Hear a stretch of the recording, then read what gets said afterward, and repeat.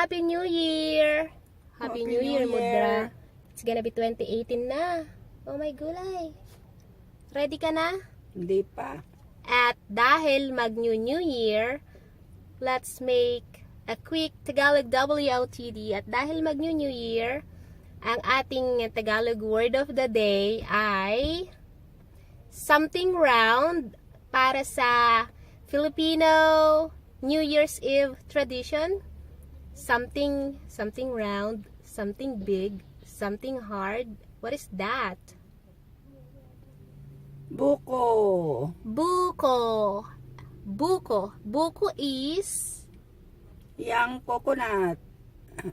at bukas, si Pudra at ako ay pupunta na naman sa Zion Market para bumili ng 2 kahon ng buko. Buko. And just wanna add that if you pronounce the word buko, buko. Oh my goodness, buko na ako.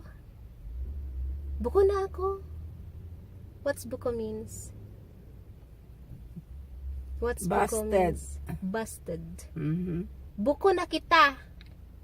Buko ka na. Buko ka na. You're busted. Time to go home. Yeah. Let's have one more example before we go. Nabuko si Jake. You know Jake? You don't know Jake? No. I don't know Jake either. You know Jake? Nabuko si Jake sa trabaho. Nabuko si Jake sa trabaho na siya ang kumain ng snacks ng katrabaho niyang si Amy.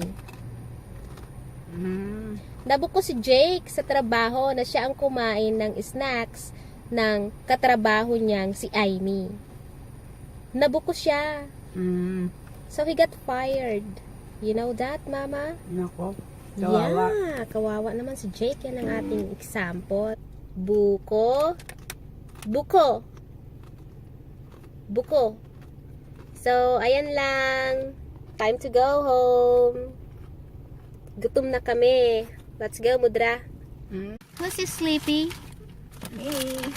Sleepy?